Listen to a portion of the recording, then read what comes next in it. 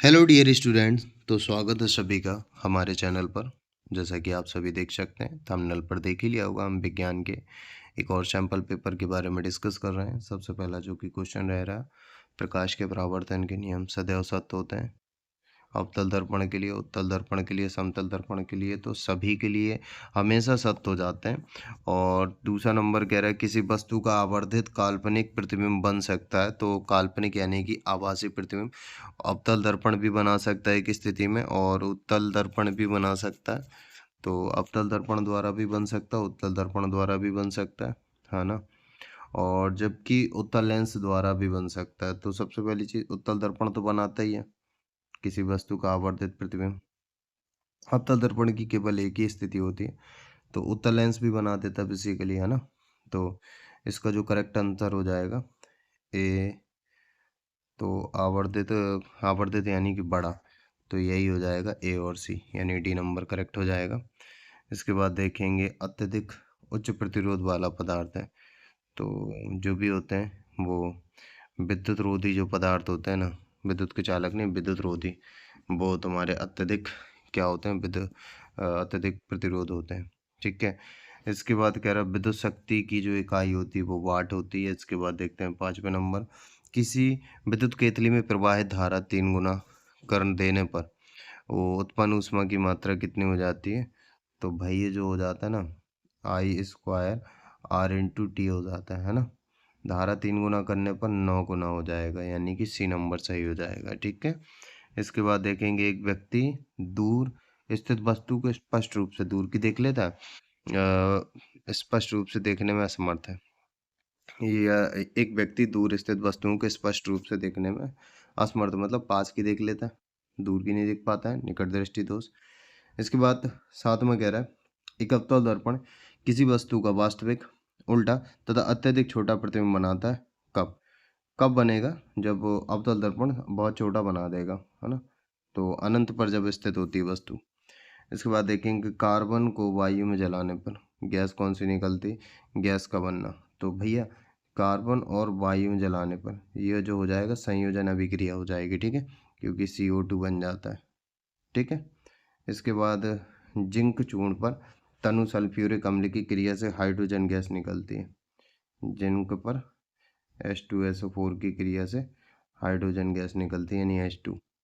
इसके बाद सामान्य तापक्रम तथा दाब में द्रव के रूप में पाई जाने वाली अधातु, जो ब्रोमीन होती है धातु, जो द्रव के रूप में पाई जाती है।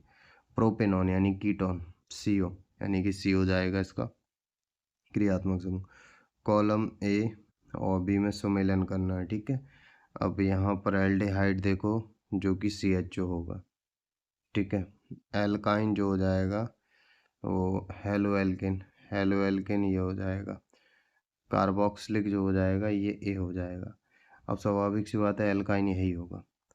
तो कहीं ना कहीं जो होगा, ए का बी से सुमेलन होगा और बी का डी के साथ में, और तो क्या हो जाएगा, ए बी और बी डी। पहले चेक करते हैं ए बी बी डी किधर है।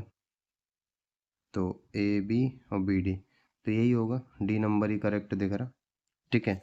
इसके बाद कार्बन परमाणु की संयोजकता 4 होती है ना।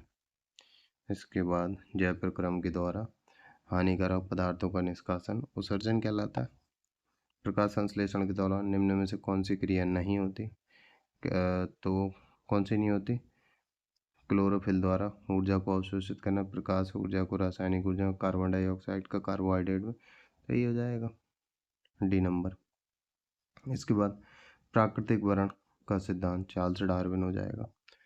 इसके बाद मेंडल ने अपने प्रयोग में किस पौधे का, मटर का प्रयोग किया था? निम्न में से किस पौधे में पुष्प एक लिंगी है? आई थिंक गुड़हल, बट चेक कर लेना। गुड़हल है ना, पपीता, ये श्योर नहीं है, मेरे को चेक कर लेना आप लोग। ठीक है, श्योर नहीं है इसका। 18वें नंबर का, मादा जनन तंत्र के किस भाग में कॉपर्टी? तो गर्भाशय में, गर्भाशय में। नोट इसका योनि हो जाएगा। किण्वन के बारे में कौन सा कथन सत्य नहीं है? सत्य नहीं की बोल रहा है। प्रक्रम सामान्यतः इष्ट में होता, सही है। इसके लिए पाइरुवेट कार्बन है परिवर्तित होता है। माइटोकॉन्ड्रिया में संपन्न होती है। ये हो जाएगा माइटोकॉन्ड्रिया में से, ये हो जाएगा इसका डी नंबर। बाकी ये रहा पेपर, है ना। इस पेपर को पढ़ लो अच्छे से, सॉल्व कर लीजिए। ओम का नियम तो बहुत इम्पोर्टेंट है,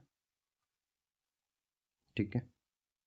स्क्रीनशॉट भी ले सकते हैं आप पेपर का।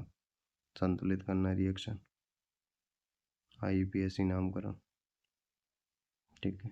ये रासायनिक विज्ञान को थोड़ा अच्छे से स्टडी कर लेना, ठीक है।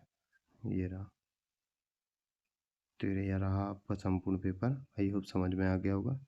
तो सभी बच्चों को अपने पेपर के लिए शुभकामनाएं। मिलते हैं फिर नेक्स्ट वीडियो में।